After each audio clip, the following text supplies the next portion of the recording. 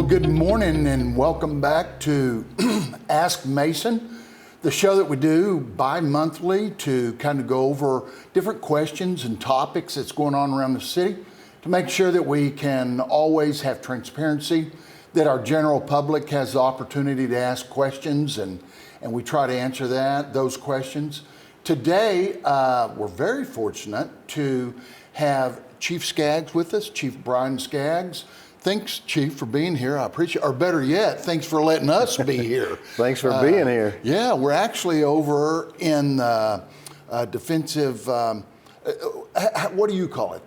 This is the training center. The Defensive Tactics Center will be our second building. Okay, all right. And very excited. This is my first time here. But before we delve into that, I want to hear just a little bit about you. I've never heard you talk about your career, where you started.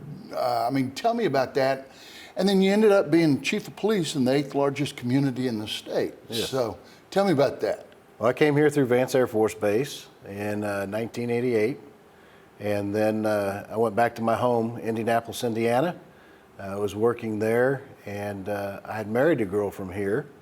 And so she wanted to come back home. And I applied for the police department while we were down here on vacation and got accepted, and we moved back in 1989 and just did like every other officer, went through the department, pretty much worked everywhere in the department with the exception of narcotics. That wasn't my thing. Right. But went through detectives, started the Internet Crimes Against Children unit here, and finally promoted to chief in 2021.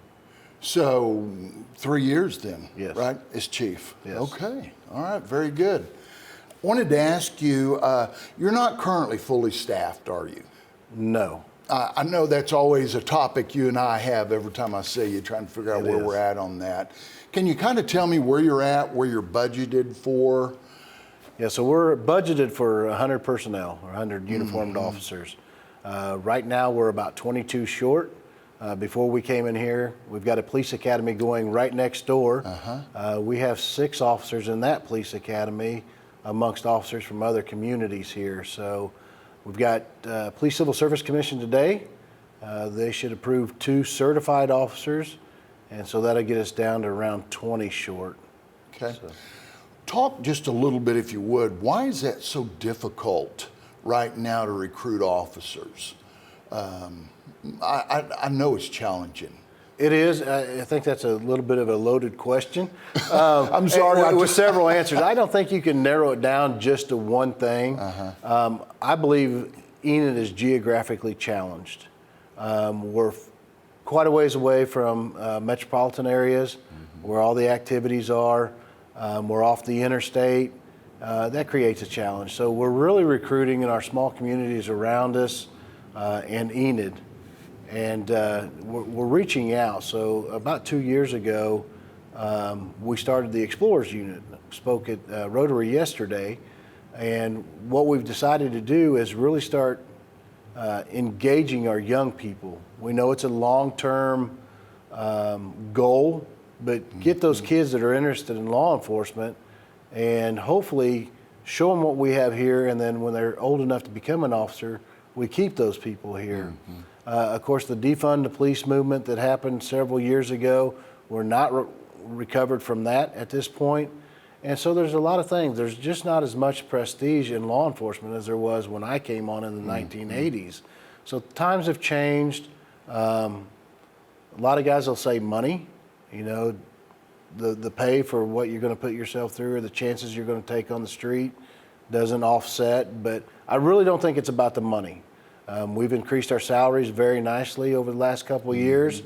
We're getting ready to go into negotiations with the city probably this month or beginning of next month. But I don't think it's money. I think we've got to build the professionalism in law enforcement and draw that interest in our teenagers coming up and getting ready to go into college and show them this is a professional profession and want to be part of that. I know also I attend a lot of functions. I was telling you, we were laughing before, one of the things I got to go to yesterday was a handshake contest that I got to be a judge on. those things are so much fun to do. Absolutely. 6-year-old up to 11-year-old. But one of your officers was actually there at that event. And I watched that and how those kids interacted with him. And they're still in awe of that if we could build on that relationship. And that's our goal. And Yes, it's a sir. long-term goal, but I believe in setting goals. Yes. If you don't set those goals, You'll never reach you'll them. never achieve them. So that's kind of why Yeah. we're doing that. Well, I sure like seeing the officers at different events that I go to, and thank you for allowing them to be a part of that and get out in the public. I just think it's so important. I got to do my first State of the City address, a month ago, I guess now, something like that. But in preparation for that, reading through a lot of the information from all of our different departments, I was a little taken back, and I actually had to give you a call to confirm.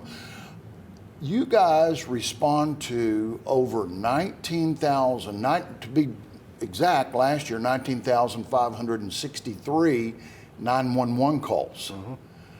I calculated that, by the way. That's 53 a day Yes. on average. I mean, that has just got to be an incredible high and low for those officers all the time. The guys we have right now, I'm just going to be blunt, they're working their tails off. They're going from call to call to call. There's not a lot of time right now for proactive policing, with us being as short as we are. So I got to give credit to the guys of the Enid Police Department and girls. They've taken the shortage, and it hasn't affected them as far as their goal to work. They're out there and they're giving the city all they can, and a lot of cases going above and beyond the call of duty. And I really appreciate that from the men and women of the police department. Oh, I just think it speaks volumes of your team. I was just taken back by that number. And that's not even counting the non-emergency. Correct. I mean, the ones that they have to go help someone do something, right? I mean, Correct. There was over 66,000 of those. Yes. So when I say they are working from the time they come on till they leave, it never stops, does It it? doesn't, no. Wow. Well, that's remarkable, and I hope our general public kind of realizes just the demand that we're putting on a force that is actually at about 75%, 80% at most. And even with these new officers you have coming in, you don't just turn them loose tomorrow. No. It's a long process. So when we lose an officer, it's about a year and a half before we have a viable officer again. So the time we go through the hiring process, all the training, they're basically in training for a full year. And then we get them on the street, we shadow them, and then they become a viable officer for the city of Enid. So, as we said a while ago, we are sitting in a remarkable facility. I was on Ward 6 when we approved this, and then I was off and I was out of city government for a while, so I'd never, until this morning, walked into this facility. It is remarkable. I mean, the facility you have, the training room in there where I saw all the officers, by the way, they were from all over everywhere. Yes. I knew that to be the case because I'd been at several of the CLEAT graduations, but they're from Perry, Bartlesville, Stillwater, Southwestern, down at Weatherford. I mean, literally everywhere they're coming to Enid to train, aren't they? they are. So one of my goals when I took over as chief was I want to be the training center for Northwest Oklahoma. Or I want our city to be the training center for Northwest Oklahoma. And I've got 3 guys that run our training center right now, and they've taken my vision and put it into work. They've done that. We were the first city to be awarded a police academy from CLEAT off-site that wasn't a major metropolitan area. And these guys have really put their boots to the ground, made that happen, and everybody's realized that the training that we're giving in Enid, Oklahoma is as good, if not better, than what's being provided at the CLEAT Police Academy. So that's what we wanted. Continuing education classes. This is only a small part of what we do here. of course, our next phase will increase on this. And then also we've got some things happening with VOTEC that hopefully make us a well-rounded police academy. So before we even talk about the new facility, which is going to be exciting also, we're setting what looks like in council chambers right now. I know it's hard to see on camera and they'll do a wide shot, but tell me about this part of the facility.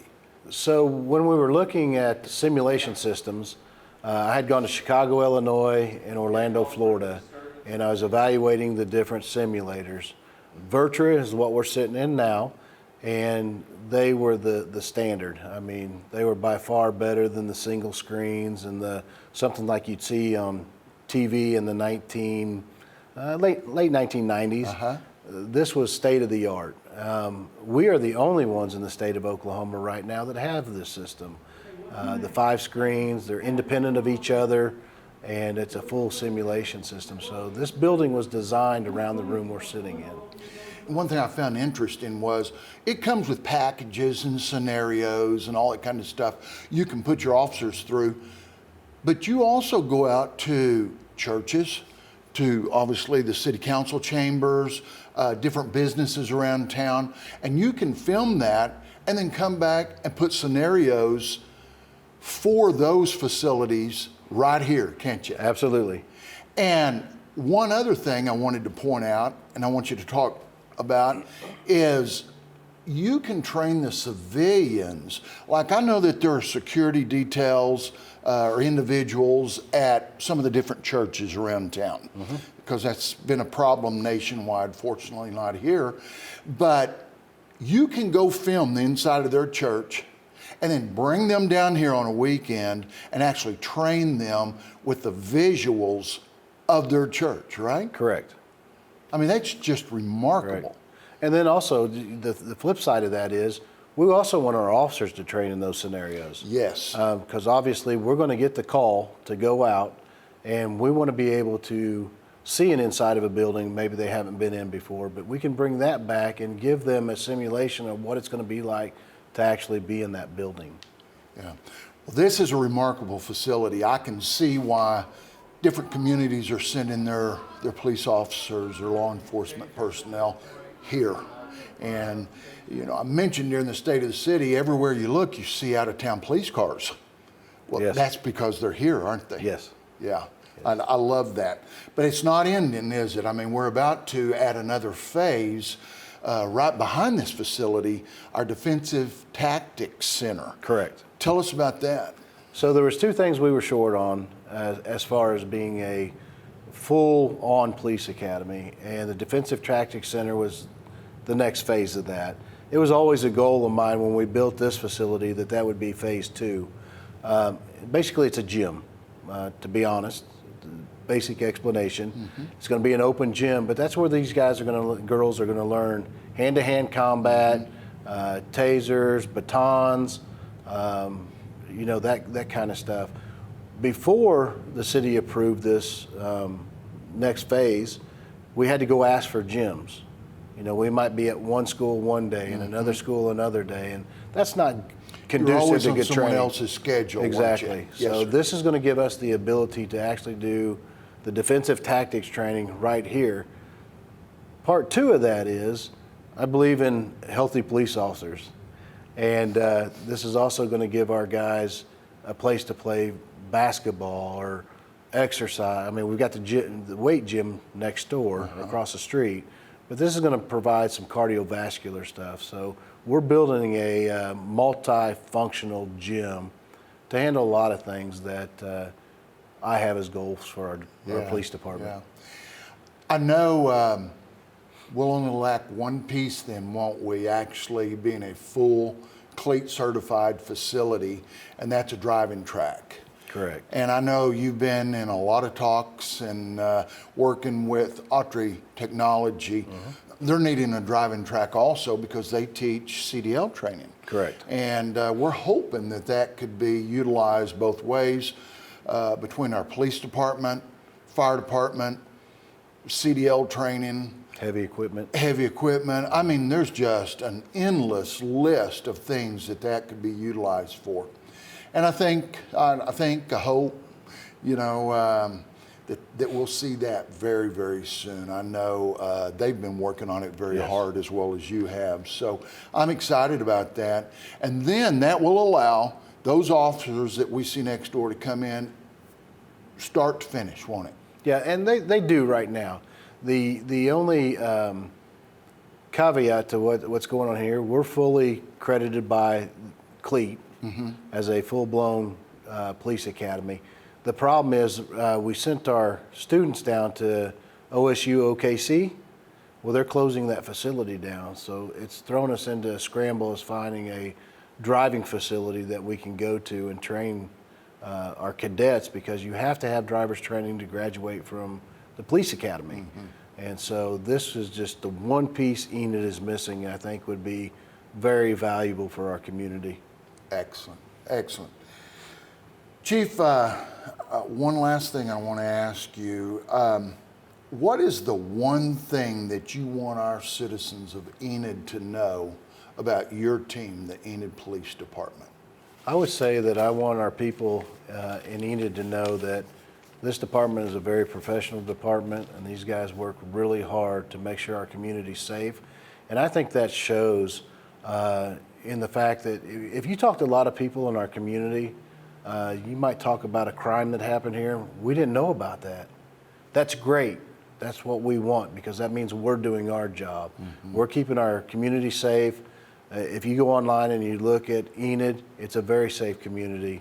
And that's our job, is to make sure that stays that way, and we provide a service to our community that's above and beyond. I don't want to be a mediocre police department. I want to have the state-of-the-art equipment, technology's where it needs to be, and our officers are handling things very professional and working hard for our community, because let's face it, we work for you guys.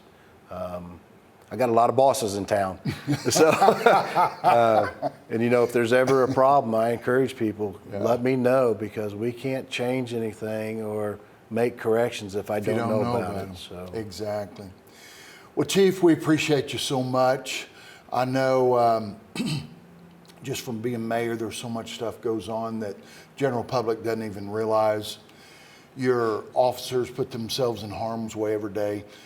That doesn't go unnoticed. We appreciate it. We appreciate what you and your entire team do for our city. And I hope that as mayor and our city commission, we can always say that we do everything we can to get everything that you guys need. So thank you. Thank you for spending some time with us today. Absolutely. Thank you for coming. Oh, absolutely. Got to meet our police academy today and got to see our building. We're pretty proud of it. Well, I'm excited about, when do you think we're going to kick off the other building? We do go to pre-bid on the 18th of March, and I think the first week of April we'll do the bid openings. Okay. So we're getting close. It's getting close. We should see dirt movement by first part of summer. Summer. Yes. Wonderful. Thanks, Chief. Thank you, sir. All right.